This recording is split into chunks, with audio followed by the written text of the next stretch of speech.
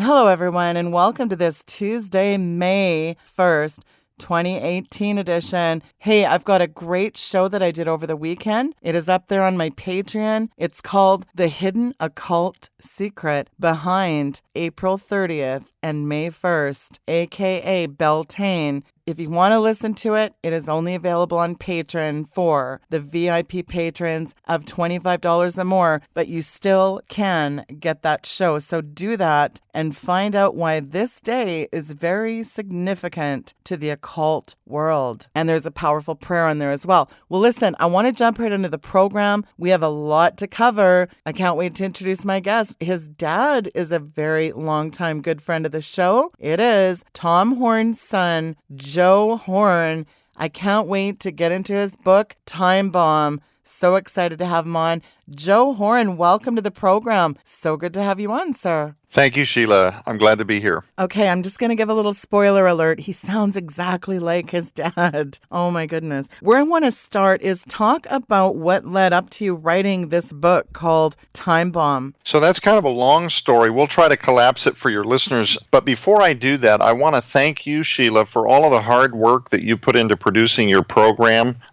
You're at the forefront of the important stuff that news should be covering. You're doing it through a biblical worldview. And man, we need a million more Sheila Zilinskys out there doing exactly what you... So if you're listening to this program, you're in the right place. So just thank you for your work, and thank you for letting me come on the program and share a piece of my testimony. So Timebomb it's kind of an amalgamation of things that I both lived through and the things that I've gleaned since I've had some pretty catastrophic health challenges that aren't really about me. See, I don't think I'm that interesting. This is not a biography. I don't just assume on its face that people that don't know me want to hear my story. I had to look at everything through the lens of, is there a benefit to others learning maybe from some of the things that I dealt with? And I suspected that there was, because, Sheila, I'm here to tell you, would it shock you if I told you that the world's leading holistic neuroscientists and doctors today believe that as many as 80% of Americans, as we're doing this broadcast, 80% of Americans now are walking around with a medical crisis time bomb in their bodies as we speak, completely unaware that they will soon become hostage to prolonged chronic disease and potentially cancer. You know, generically, most people accept generically that we're living in a time where you see a lot of memes on Facebook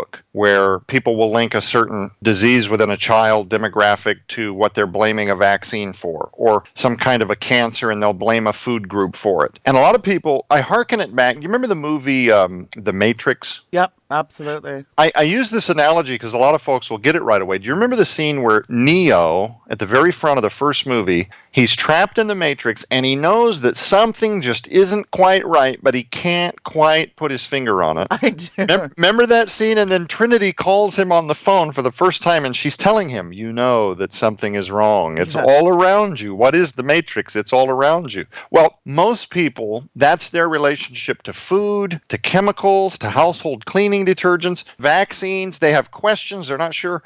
And Google can be incredibly informative if you know where to look for the right information, but it can also be very terrifying and also filled with a lot of garbage that nobody should be reading. And all it does is serve to incite fear and panic. And so people kind of stop at the assumption that what they know they're eating isn't good for them, but they just don't really know where to start. Like, can I afford, is eating organic? I hear people say that. Does that help me? Man, I've seen the prices. It looks really expensive. Do I have to do that? Man, I don't think my budget will allow for organic eating. And there are some games going on out there with some of that too that are cause for concern, like big farming, the depletion of the quality of the vegetables that we get in this country. And so, like, what can be trusted? Even if it says organic, is that real? Well, that's part of why I wrote the Timebomb book. Timebomb is a guide. It was designed to be a guide so that a person could literally take it with them if they want to, go to the grocery store and use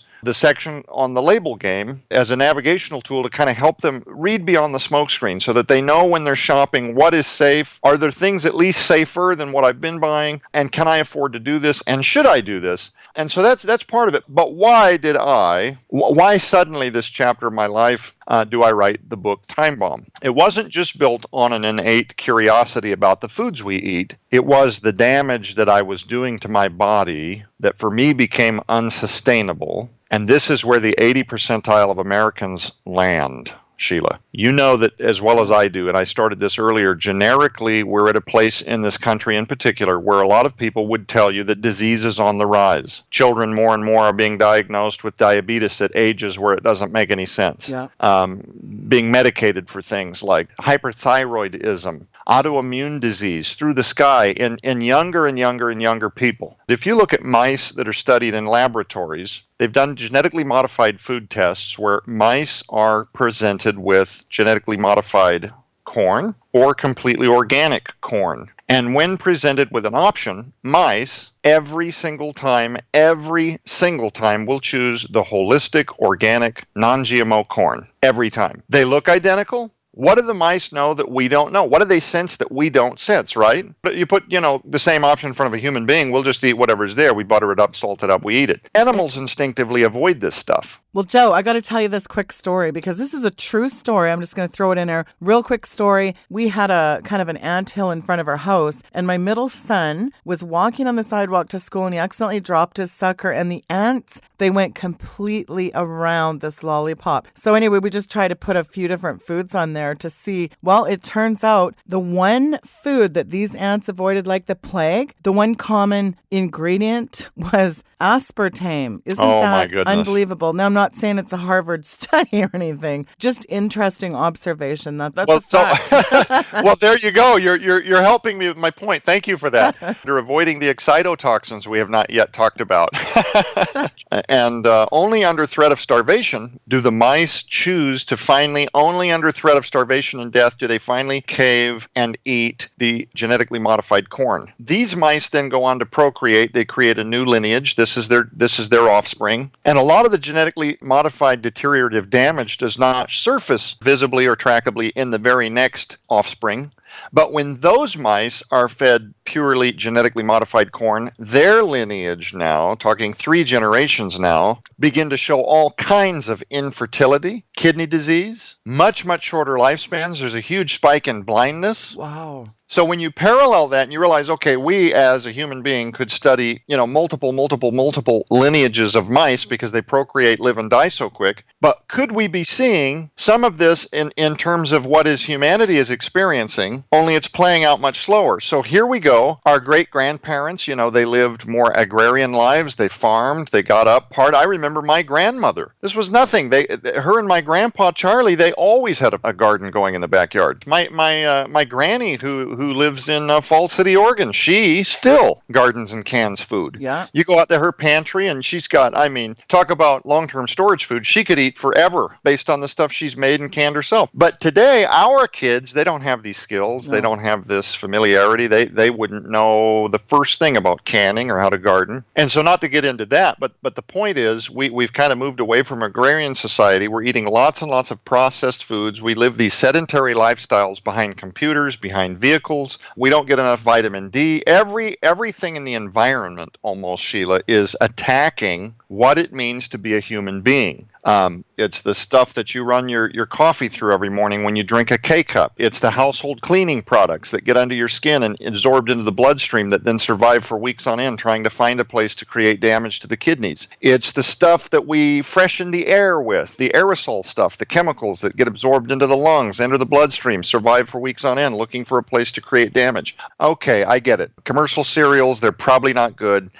My husband works, I work. What do you want me to do? I can't garden. I don't have time. I live in the city. I don't have any space. Maybe there's no local produce. Maybe I can't go to a farmer up the road. I don't know what to do about it, and therefore they just continue on doing what they feel they must to put food on the table, to work their 9-to-5s, to be parents, to raise their children, to pastor churches, to do whatever it is they're doing. So Timebomb is an expose that was designed exactly for those people as kind of a rescue guide. Here is because there are lots and lots of things you can do to avoid these dangerous, I call it the food genocide. And I know that sounds sensational, but it is literally, when you look at the staggering increase in autoimmune disease, cancers, premature deaths, it's a food genocide. The other thing I want your listeners to know is that Timebomb is not a diet book. It is not a diet book. You're not going to turn to page 30 and then find out, okay, this month's diet gimmick, we're gonna increase fats and reduce carbs, and here's what. But then the next month It is not a diet book. It is literally a field guide for how to read the labels, how to avoid the label games, how to avoid these toxic ingredients. But also, Sheila, another huge portion of the Timebomb book deals in part with my personal journey. I don't know if your listeners have followed my professional career or my ministry, and I don't want to assume that they have, so I'll back up. So if you've heard this,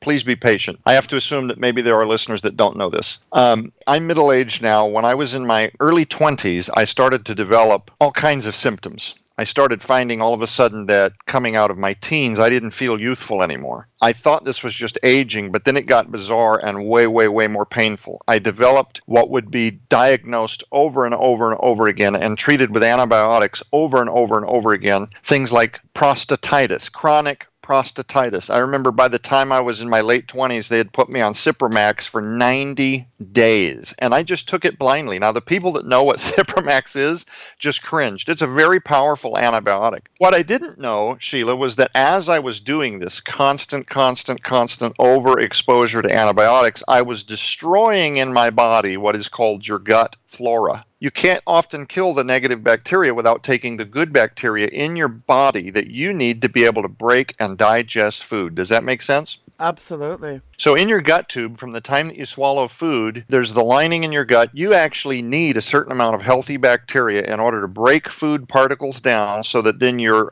intestines can absorb all the nutrients that you need to produce the hormones that keep you balanced and keep your mood in order. With men, it's testosterone. Women, the natural production of estrogen that gives them all of the feelings that they have to mother and to make a home. Everything that is important to your natural deep sleeping cycles with cortisone to feel like a normal, thriving, healthy person takes place in the gut. Believe it or not, most of your physiology, Sheila, starts in the gut. Now, you can look at side effects like arthritis, or maybe somebody's been diagnosed with an autoimmune disease like lupus or Crohn's or diverticulosis. And I'm here to tell you that there is so much hope for that. This was the other huge part of what Timebomb was written to do, is to shed light for people out there that are suffering like I did, because I've not even divulged a microcosm of my personal testimony, and we can talk some more about that. A series of autoimmune diseases that I would either be diagnosed with over the following 20 years, up until a few years ago, literally had begun. I felt like it had claimed my life, Sheila. I was a believer. I was trying to serve the Lord. I was trying to do, but I had nothing in the tank. Early diagnosis in my late 20s of things like chronic prostatitis, the overuse of antibiotics. You could add to the pile prostatinia, inflammation in the prostate, pleuritis, pleurisy, the chronic inflammation of the lung wall. Never smoked, just inflammation coming from my core, headaches, chronic fatigue syndrome, irritable bowel syndrome. They wanted to put me on all kinds of medications. I had 3 colonoscopies by the time I was in my early 30s, 2 urethral cams where they go up and they look at my kidneys. The point is, this goes on and on ad nauseum. There's not enough time in this program to litigate the whole experience. That is in the book Timebomb, but again, it's not a biography. This all culminates, and by the way, I want to tell you that not one time did any of my primary care, and this is not an attack on Western medicine, it really and truly is not. Some of the most wonderful people I've ever known are believers, they're Western doctors. It's simply that some of the things that we're seeing now with the nefarious chemicals coming out of corporations that are being put into your food every single day are damaging your body in ways that Western medicine recognizes as imbalances. Hey, you have hyperthyroidism. Your body's not producing enough cortisone. So they want to put you on a pharmaceutical response now for what is a disease that they put a label on. A lot of this stuff can be put into remission through gut care. That to me was the most hopeful part of this. So going back about a year and a half ago, Sheila, I'm on an operating table,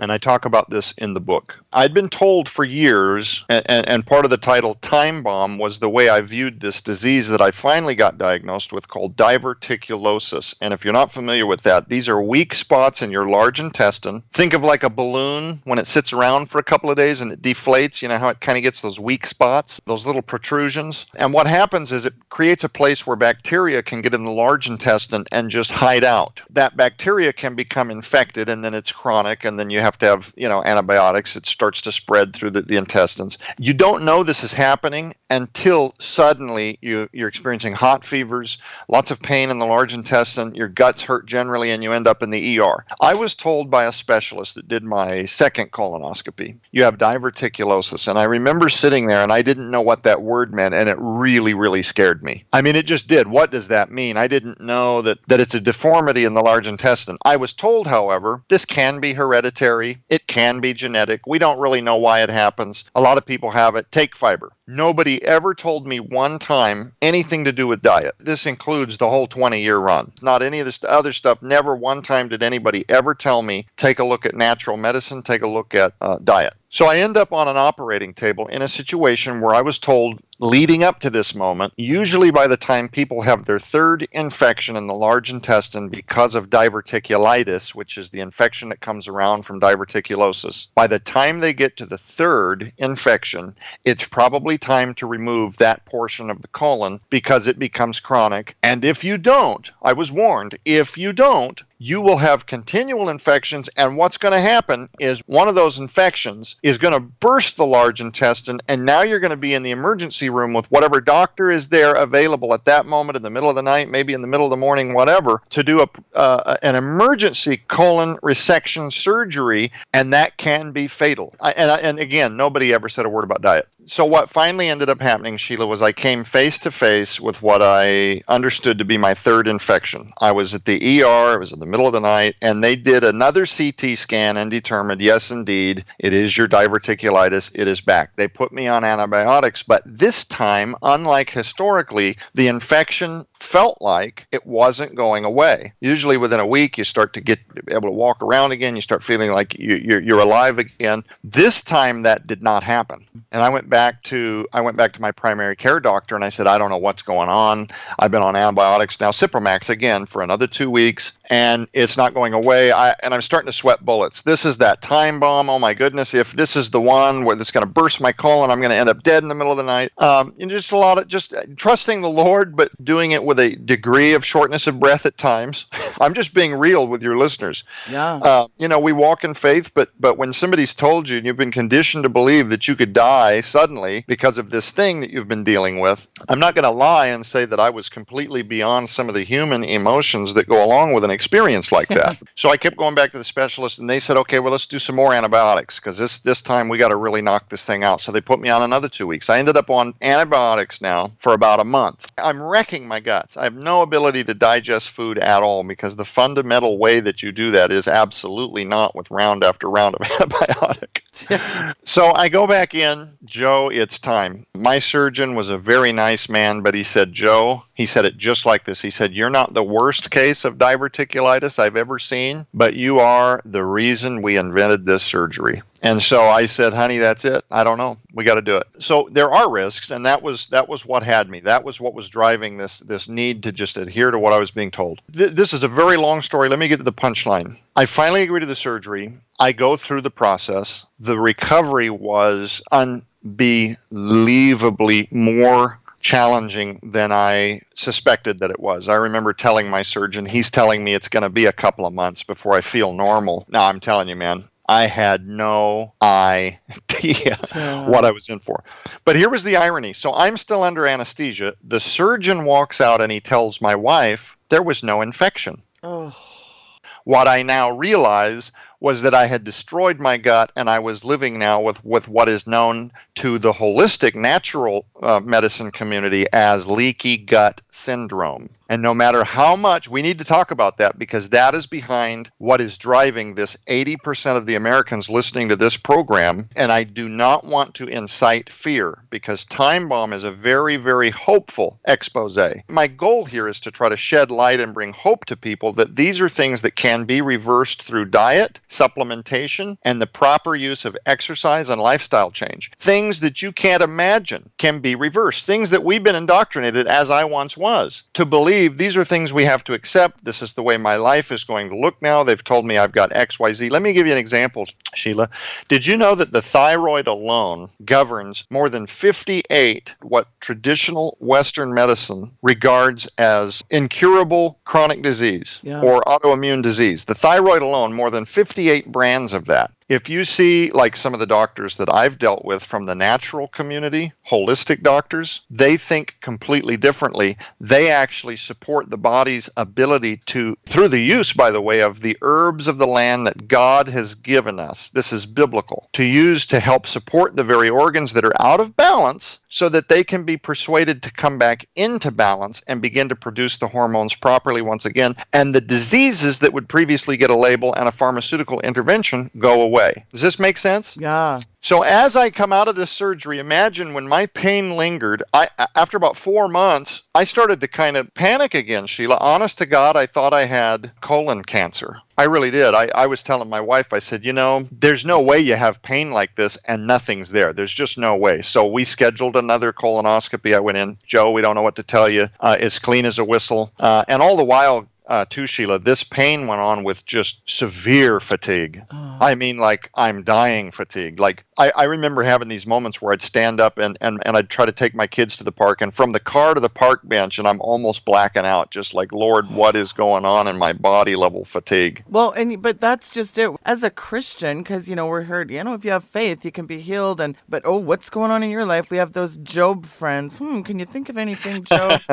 I mean, was that tough on you? Because surely it must have been. I am very blessed in that I have wonderful family and wonderful spiritual advisors and people that I get input from. And I did not ever feel like I was being judged, or that those around me felt as though I was bringing this on myself because of some secret sin that I was hiding or anything else. And I also never blamed God. I really didn't. I'm not just saying that. I really never said, God gave me this disease because he wants to teach me stuff. Actually, it was the opposite. God used some folks in my circle. Let me start with Mark Taylor. Some of your listeners, well, actually, you've had him on your show, so they probably know. Mark Taylor is known on YouTube and television and whatnot. He is known as the Fireman Prophet. Okay, Mark is a good friend of mine. I'm proud to say that. I love Mark with all my heart. He's an unbelievable brother, and I'll tell you what, somebody to have my back through some of the dark chapters. Mark will lift me up in prayer at 1 a.m. if I need somebody to take a minute. He's the real deal. He is. He's just a genuine guy, just a big, big heart. Well, I found out that Mark, for years and years, struggled with similar symptoms. Very similar path. A lot to do with the gut, a lot to do with adrenal burnout. The reason that I was so tired is a condition called adrenal fatigue. My body was coping with the infections and the constant nagging of a soft infection all the time with those weak places in my colon. Because you got to realize, I didn't do anything diet-wise to help my body. So while my body is still I'm still eating Fruit Loops. I mean, I'm just full on just garbage processed, excitotoxic, artificial sweeteners, preservatives, dyes. I'm just putting it in my body and then asking the Lord, what's going on in my body. No personal responsibility at all. Just absolutely toxifying myself, microwave burritos, and doing it all, get this, Sheila, doing it all because I'm so busy championing ministry for the Lord in my head, right? That my temple is getting like the last ounce of priority. I'm just muscling through life, but I've got kids to raise, and I'm doing the Lord's bidding, and so I'm out there championing ministry. So one day I'm in my devotions, and I come across 1 Timothy 5:8. But if any provide not for his own, and specially for those of his own house, he hath denied the faith and is worse than an infidel.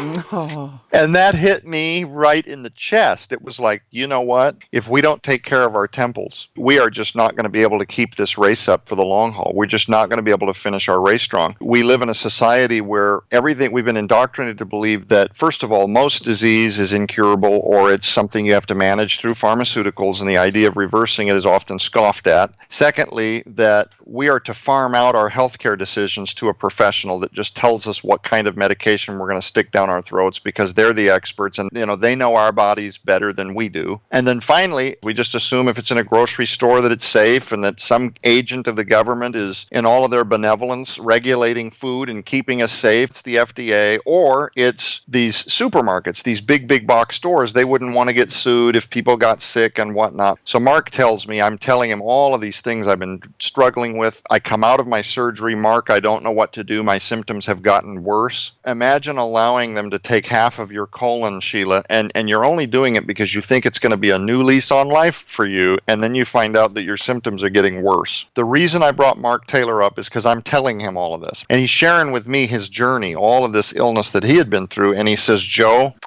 Joe, you're talking to the wrong people, brother. Joe Horn does the Mark Taylor impression.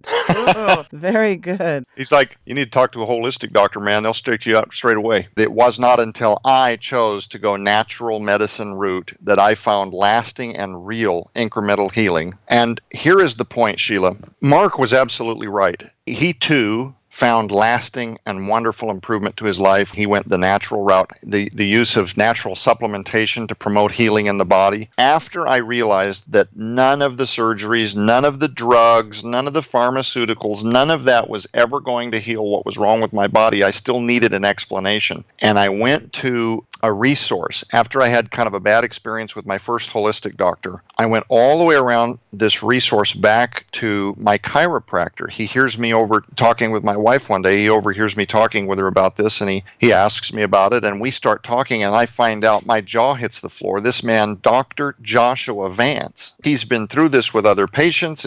It's not this big thing. I had made it up into my head that I have to live life like this. He says, Joe, you don't have to live life like this. By the way, he ran blood tests I'd never heard of before. He wanted to know where my cortisone was in the morning, where were my adrenals in the afternoon. He wanted to know what my body was producing in the morning, how it was going to sleep at night, how long I was sleeping, what I was eating. This guy was thorough.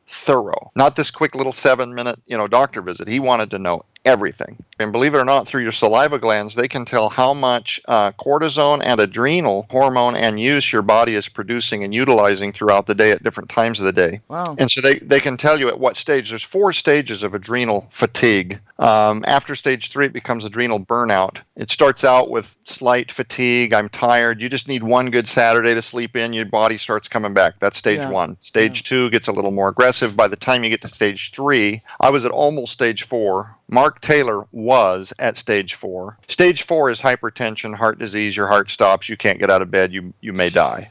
Yeah, I'm telling people right now, you do not want to ignore your adrenals. That is for sure. But another thing, Joe, I find that just has cropped up in the last few years. I grew up in the late 70s, 80s. I never heard of this, ever. Gluten intolerance. I mean, every other person now is celiac. They're gluten intolerant. They have a gluten allergy. Everybody and their dog, I have gluten sensitivity. I ate wheat, barley, and rye and grains as a kid. My mom made homemade bread. I don't think it's a food allergy. I think it's a chemical allergy myself. But, we never heard this stuff growing up. And the other one you mentioned, of course, leaky gut. I mean, that's all we hear now is leaky gut. So kind of interesting. Yes. Well, so what's happening is that there are a lot of people now figuring out that there is some connection to gluten with food. But here's the irony about gluten. Gluten is just one. There's a chemical in corn called zein.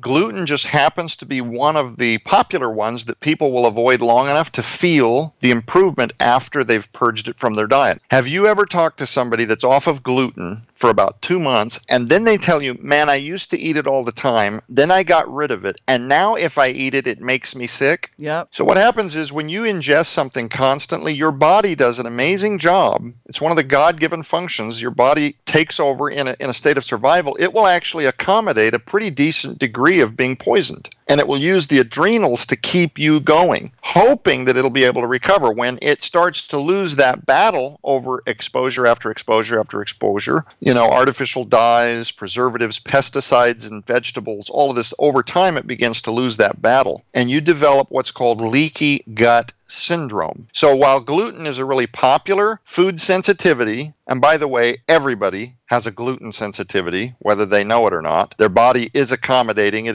if they're eating it and they don't feel the nausea right away, but it is going to catch up with them. But let's talk for just a minute, because I feel like if we don't explain to listeners that aren't familiar with what is leaky gut syndrome, I might be remiss, and they're going to email you later. Okay, he talked about it a lot, but he never told us anything about it. So leaky gut syndrome, what happens is your gut tube becomes inflamed basically as a result of all of these unhealthy toxins, all the things that we're constantly swallowing and introducing to it. When the lining of the gut becomes so inflamed, it literally spreads, and what happens is it can no longer digest all the particles of food that you've swallowed. There's also a bunch of other stuff that's happening. Usually stomach acid production gets weak, so you have ineffective stomach acid. Usually, this also involves an unhealthy bacteria in your gut called H. pylori. And by the way, artificial sweeteners are rocket fuel for H. pylori. So MSG, Diet Pop, that's a whole show. Artificial sweeteners are rocket fuel for the negative bacteria in your gut called H. pylori that you don't want there. Helicobacter H. pylori, you can Google that. They compromise your ability to break food down and digest food and then pull all of the nutrients out of it that you need. And so the lining of the gut continues to inflame and expand, and undigested food particles then slip through the lining of the gut into the bloodstream. This is where the immune system attacks it in the same way that it would a common cold or a flu bug or a bacteria that you've picked up somewhere. And so your immune system never gets the chance to rest. So let's assume, Sheila, that you eat strawberries and you've never had a strawberry allergy that you know of, but you eat a lot of them. Your immune system, if it starts to detect these undigested particles of strawberry slipping through the lining of the gut and into the bloodstream, your immune system will begin to attack those cells, and it creates an association with it, a memory of assuming that those particles are foreign. These are the bad guys, and so they create a memory. Now, when you eat a strawberry, even while it's in the lining of the gut, it's attacking it. And while it's doing that, it's also attacking the lining of the gut itself. Does this make sense? Yeah. So your immune system never gets the chance to rest. And what does it do to keep you propped up, going to work, going through life? It deploys adrenaline, which now puts a demand on your adrenals, your constant demand for adrenaline to cope with life. So you might feel this in arthritis, IBS, inflammation. Not to be crude, but sometimes you're having trouble using the restroom properly. You can't stay regular, or it's the opposite problem where you can't get too far away from the restroom, if you know what I mean. It can manifest in all those ways, and pharmaceutical drugs are offered as a way to manage IBS or inflamed bowel disease, or if enough damage is done over time, early onset Crohn's, things like this. But here's the wonderful, hopeful part of this. Since so much disease stems out of the gut, when you reverse this process and you put leaky gut syndrome into remission through healthy diet, the avoidance of chemicals and foods that you have a sensitivity to, you can completely reverse the diseases that are a side effect of it. And there's many, many ways, and I don't know how much you want to get into this, many, many ways to determine whether you have a food allergy to something. There's what is called an IgG panel. IgG panel. Most holistic, naturopathic, homeopathic doctors will know what an IgG panel is, or they'll have some version of it. Some people use a Zytoscan. They have different ways of determining. If you can't afford that, there's a number of guilty culprits in the Timebomb book. There's a list of about a dozen, like peanuts, egg whites, egg yolks, things that people might not have even natively been allergic to, but they've developed a sensitivity to these things over time that could be contributing to the inflammation. And the good news is you can start enjoying those foods again once you get your leaky gut under control. For some people, they're able to reclaim their gut in about 6 to 8 weeks. Wow. And for some, it takes a year. I did my IgG panel, right? And I found out, here I was, I'm well into my natural healing. I'm using supplementation. And we waited a while to see if the initial more inexpensive routes would help my gut. I was still having some lingering problems. So I said, let's do additional testing. We did the IgG panel. And I found out that like quinoa, So healthy. I had a sensitive, I was taking ginger as a supplement for inflammation. I found out I was allergic to ginger. You know that old saying, an apple a day keeps the doctor away? Yeah. Well, unless you're Joe Horn and you've developed a sensitivity to apples, I ended up, an apple a day keeps the inflammation at a 10. I mean, it's like, it's not as catchy and it hurts more. But the thing is, the essence of the Time Bomb Project really is just that. It's everything from what we're poisoning ourselves with, practical steps that regular, ordinary Americans and people that want to take a look at this project can to avoid the exposures to these pesticides and to do it within a reasonable budget. There is almost more personal responsibility that is the hard part, more so than the financial expense. Now, with you, it was illness. With me, it was injury. There's nothing worse than going to your doctor for 3 solid years and being told, even after you have surgery, you know what? I just don't know. This is just inflammation. We don't know. Right. We don't know. We don't know. We don't know. So what are you saying? You don't know? I mean, it's just like, wow. Right.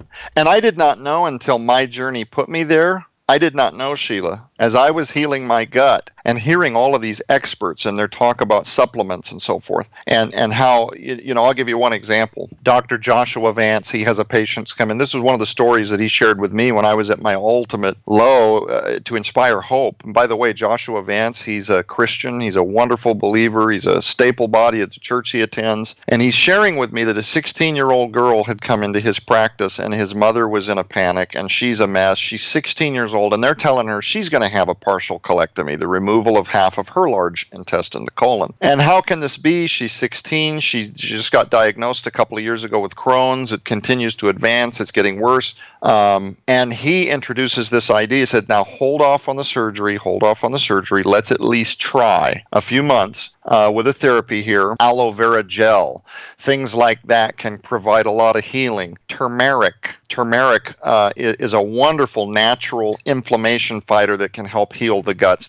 I assume these are the things that he put her on. But anyway, 6 months later, she's running around. She's back on the volleyball team with all of her colon as if she'd never had Crohn's. And she was going to be another candidate for the same operation that I do. And listen, I can't get my colon back. And I did not know until they took half of it out. And then this all started to catch up with me and start talking to world experts. And I did not know at the time that the last 16 inches to 2 feet of your colon is very specifically put there by God for a reason. It happens to be one of the lengths that absorbs in particular vitamin B, which would have lent itself immediately to my overall fatigue. You start taking things out of the body that they're labeled as useless, or, we don't know why they're there, or, maybe when we were Neanderthals, they performed a function, but we don't need them now. And you find out later when they're gone, maybe God knew what he was doing when he put them in there. Yeah, isn't it weird they're always taking stuff out, taking tonsils and adenoids out when little kids are small? I had my gallbladder taken out for absolutely no reason. I was 18, and it's like, you take things out, but you cannot put these God-given parts back in. God makes these things for a reason. They tell women, oh, hey, you don't need your female parts. Just have a hysterectomy. Take out all your female parts. If you have breast cancer, just remove your breasts. I mean, it's just diabolical. I'm just not a fan of the medical system. I'm not a fan of the pharmaceuticals. There's rare cases where I know that we have to have things like hip replacements. Sometimes parts wear out. In my case, I absolutely completely was torn in half, my lateral meniscus. That won't heal on its own. Well, except with God's divine healing. But the point is, the toxic soup that we're being bathed in outside, the stuff going on with our Franken food, we need to make healthy eating a priority. This is why I love Time Bomb, because it gives people practical things that they can do. I mean, because we're going to get into a few other things in the show, like the fact that why do men have the lowest testosterone of all time throughout history? That might be related to why we have 58 genders, is it? What's with these xenoestrogens, the stuff in all the plastic? Cancers are an epidemic, and it just goes on and on from there, Joe. Right. What we're eating is changing. I want to share something, if I might, with your listeners. You've heard of Dr. Mercola? Yes. So Dr. Mercola shares this about what we're eating and how they know it's changing the DNA of our children. You ready for this? He says, It's now well known that dietary changes can prompt epigenetic DNA changes that can be passed on to future generations. For instance, pregnant rats fed a fatty diet had daughters and granddaughters with a greater risk of breast cancer. It could be that we're just now starting to see these types of generational effects showing up in humans, caused by our grandparents and parents, penchant for processed foods. If that's the case, then we have even more incentive to make drastic changes, and soon, because the disease trends we are now seeing are only going to get worse, as much of the processed foods consumed today are not even food-based. So who knows what kind of genetic mutations and malfunctions we're creating for our future generations when a majority, all caps, majority of our diet consists of highly processed and artificial foods.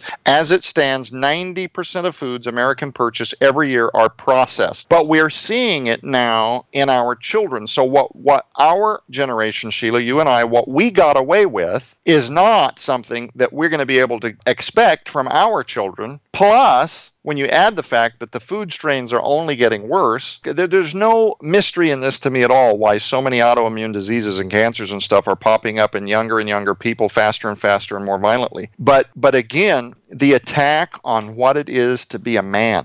Xenoestrogens come from chemicals that are being put into our plastics, primarily in things like shampoos, deodorants, lotions. There's a chemical called bisphenol A. Do you remember a few years ago, this big thing about BPA, and then all of a sudden these plastic companies are labeling all their stuff, hey, we're BPA free, and that's supposed to be healthy? Do you remember that whole big thing on the news? I did a show about it. Oh, okay. Well, there you go. So you were at, again, the front edge, explaining all this to your viewers way before I arrived on the scene. But there are other chemicals like phthalates. So even when you have a plastic product that is BPA free, it more than likely contains phthalates. And what they are, when these plastics are manufactured, they're often still drying and gassing out when fluids we're going to drink are put into these bottles. And then these pops and drinks and teas and whatever, they sit for at least a few weeks, usually months, before we consume them. Now, the xenoestrogens are in almost everything plastic in the country, but what they do is they're absorbed through the skin. Why are they used in lotions and deodorants? Because they soften the skin. They synthetically soften the skin. So you buy a shampoo, your scalp is absorbing, your skin is the largest organ of your body, your scalp is absorbing xenoestrogens, and you are left with this refreshing sense that your hair is softer, and you have no idea the price that you've paid for that. But think about it. Every morning, xenoestrogens, when you get up and you run your coffee through a K-cup, and I'm not going to name brands, but most Americans have some variation of being able to do that. We won't say Keurig. I didn't say that. Okay, I did.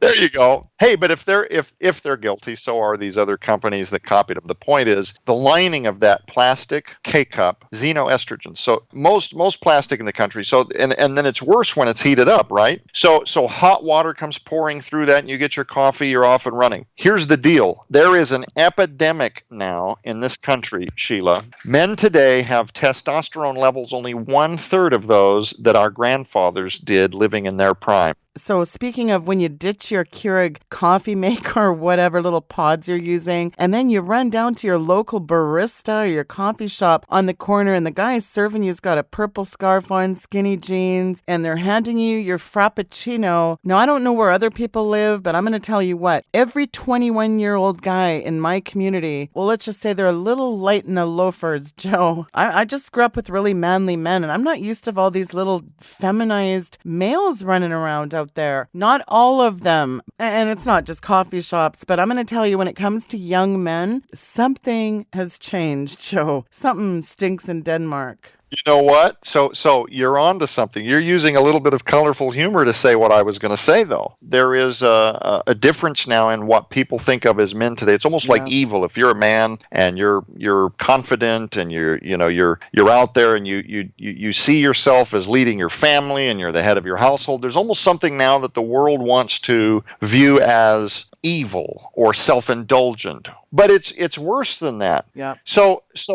I've got a case study here from the state of Michigan that spanned over the 80s to the early 2000s. I'll share with you to make my point for me. The state of Massachusetts did a male aging study in relationship to their total testosterone in 1987 to 1989, and they sampled like 500 men. Okay, between 1987 and 1989, the statewide average in Massachusetts was about 501. So that would be on a sliding scale. 501 would be kind of what they considered at the time like a normal national statewide average. Jump forward to 1995 to 1997, the same demographic, same age group, and the same state had dropped to a 435. Huge drop in testosterone. Wow. 2002 to 2005, same state, drops to 391. And I will tell you from personal experience, one of the things happening in my body during my time bomb crises was an avalanche drop in my testosterone. And a lot of guys wouldn't want to tell you this, but I'm just being honest. And if I can help somebody out there that's dealing with fatigue or emotional issues or stress or an elevation in anxiety that their logic doesn't seem to match up with, it could be that their testosterone has dropped and they're not aware of it. Mine was at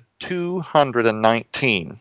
Like I said a minute ago, the men in this country today have only about a national average of a third of the testosterone that their grandparents did. So my dad's dad, we have a third of the testosterone that he had. Mine was at 219 at the height of my time bomb through natural supplementation. And I can unpack this for you if you'd like, because I know you had an email from a guy the other day that said, that he had heard about xenoestrogen, the decline in testosterone in men, but what do you do naturally? I can kind of explain some of the things that you can do immediately to start rebuilding your testosterone, and these are the steps that I used. But today, as of about 3 months ago, and mine is still climbing, by the way. I expect to be over 500 soon, but it's at 486. What's a good testosterone level to be at for a man, roughly? It depends on who you talk to. There are doctors that want men at about 700, and then there's clinics where you see a lot of folks that have had testicular cancer and maybe their body is struggling or has no means to now create or produce testosterone.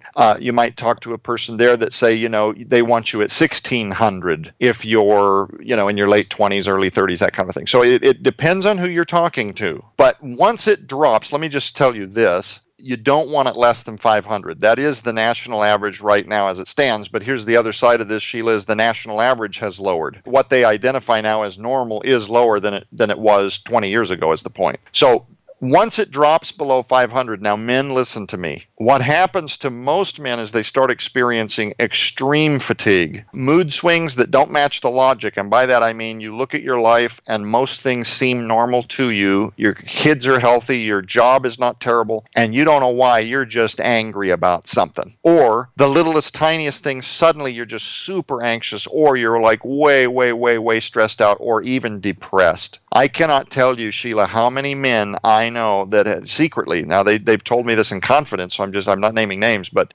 these are people that you would not suspect as having grappled with depression. And I'm telling you that this testosterone thing is usually connected to this. And they'll tell me, I'm a believer, I'm serving the Lord, I should not be depressed, my faith is in Jesus. And I'm telling them, look, there is a very strong possibility that you have leaky gut syndrome and that over time that has worn out your adrenals. And when your adrenals are tapped, this is for men and women, your body stops prioritizing, and it doesn't prioritize the long-term things you need hormonally and so forth to stay balanced. That's one of the biggest reasons that you see so much with autoimmune dealing with the thyroid and the liver and the kidneys and stuff like that. Your body's in a complete state of emergency all the time. It's just getting you through one day to the next. So men, if you're out there and you can't rationalize why in the world you're maybe having mood swings or depression or anger or whatever, no energy, no drive, no optimism anymore, it is very possible that you've ingested too many xenoestrogens and your testosterone, and this is not silly, this is not to be embarrassed about. It's like $100. Most places you can go get your testosterone tested for about $100, and they'll tell you within a week. Now, does this also go with women with estrogens? Probably all over the map too, right? It does, yeah. So what happens with xenoestrogens is it literally that your body receives them more powerfully than it does its own produced estrogen and testosterone. So it completely it hijacks hijacks the sense that your body feels that it needs to produce these hormones. And xenoestrogens, by the way, are one of the leading cause of certain types of women breast cancer. It's also one of the leading causes for man boobs, men producing too many fat cells around their breast area. And here's the crazy thing. You talked earlier, Sheila, about diseases we've never heard of and how there's all this stuff is on the rise that we never heard of when we were kids. When's the last time you heard about a man with breast cancer? But why does this matter? Like, I get it. Okay, so maybe someone is depressed, whatever. I'm here to tell you that hormone production has everything in the world to do with whether your body is prioritizing a good night's sleep, whether it's prioritizing whether you have the energy to do what you need to do healthfully throughout the day without deploying the adrenals. How many times have you heard people, Sheila, say, I can't sleep at night and I can't get it because I am exhausted? It is very likely that they've already joined the 80% of Americans now that are having gut-related, early onset, prolonged disease that could lead to other nefarious things. When the immune system is being worked this hard, Sheila, like it is to keep up with the foods we eat, it does not have in the tank always what it needs to battle the beginning of cell mutation. Cell mutation is the beginning of most cancer. And what is the response to that? More pharmaceutical intervention drugs. When it is entirely likely, mostly likely, these can be treated with the same steps that you'd use to heal your leaky gut, to correct the body's ability to heal itself, to restore the hormonal balance that's out of whack in the first place, and the moods and the autoimmune stuff and the migraines, all that stuff begins to subside. You really stand to find some very hopeful news if you did a little investigating. Maybe find a naturopathic doctor and visit with them about healing your leaky gut. And if you don't mind, Sheila, before I launch into another thing here,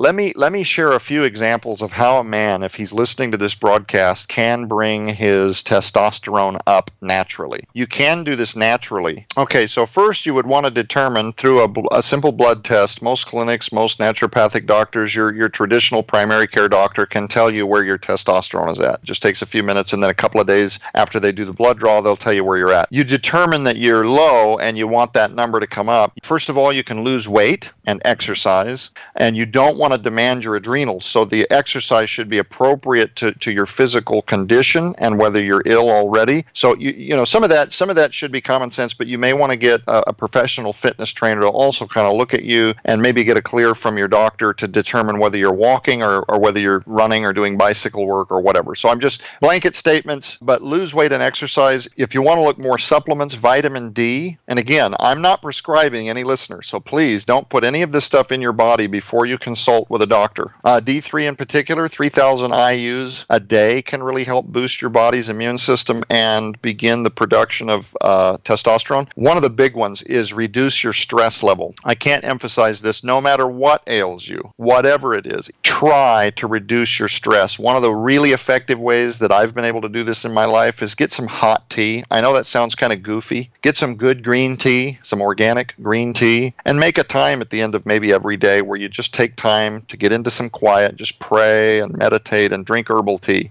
Limit or eliminate sugar altogether, and then one of the big ones is eat healthy fats like eggs, grass-fed beef, butter, potatoes, olive oil, blue cheese, pomegranates, and one of my favorites, I eat 2 of these a day, avocado. All steroid hormones have a structural backbone of a 17-carbon fat molecule called gonane, and this makes them fat-soluble hormones, so it's kind of like your body needs healthy fats as a building block with the promotion of healthy levels of testosterone.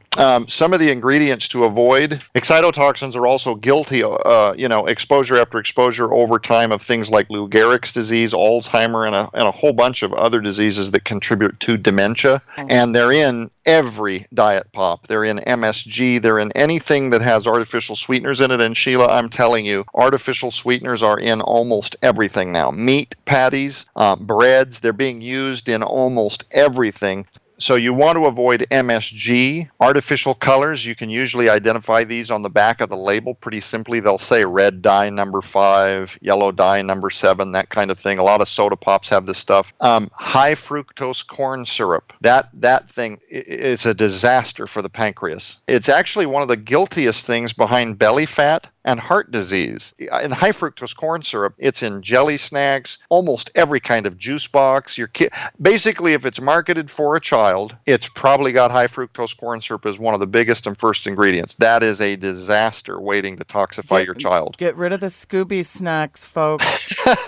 Let's do a couple more of these that are really super duper common, because we've talked about don't drink out of plastic bottles anymore for the xenoestrogens. One of the big ones, Sheila, on meats here, in regards to meats, sodium nitrites and sodium nitrates. They use it as a preservative. You can find this in lunch meats, most bacon. Well, I get turkey bacon. Okay, fine. Flip it over, though. You may find that there's sodium nitrates, sodium nitrites in it. Yeah, that's right. It's guilty of neurological disorders, a ton of cancers, colon, rectum, stomach, brain cancers. It is a disaster. And so, in fact, doctors now say you can cut out your chance of about 3 different cancer types by as much as 30%, just not eating a lot of these processed lunch meats every day in your lunch. You know, you're building that ham sandwich, that turkey sandwich every day, and you're buying a commercialized pre-cut meat. You may want to rethink that.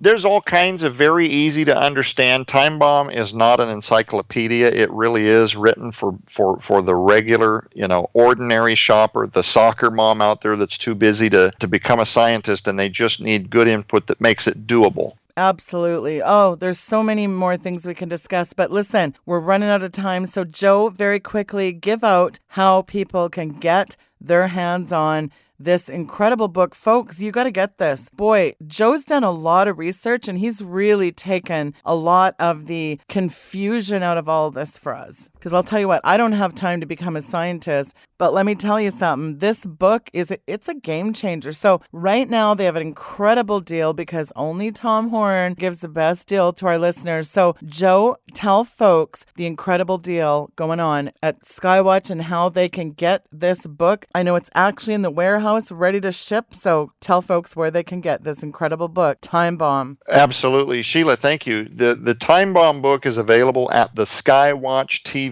store.com. SkyWatchTVstore.com. And right now we're offering the book and the companion DVD, which is 5 hours and 37 minutes long. It has a bunch of information from healthcare professionals, naturopathic style doctors that use holistic natural medicine that are talking about a lot of what we've discussed in this program at even more length, supplementation, ways to improve your physiology and repair your gut. So the Timebomb book, the Timebomb companion DVD, it also includes all 4 weeks of the Timebomb television series that's playing on syndicated television now, with the Timebomb weekly challenge that we're running over there. There's also a book in this package called Eat This and Live for Kids by Dr. Don Colbert. This is a fully colorized book with pictures and 3-dimensional graphs, all kinds of very easy to follow visual teaching charts and stuff that kind of help your kids get weaned off of bad foods with fun foods that they'll enjoy. We're also throwing in the Dead Pets Don't Lie book. We didn't even really touch on this, but it's basically the animal industry version of what we've been talking about today. If you have a pet and you want to know what's happening with that whole industry, the big commercial lies that you're being fed every time you buy commercialized dog food, cat food, that book is a huge expose into that. And then also the Dead Pets Don't Lie companion DVD, which shows you behind the scenes pictures into these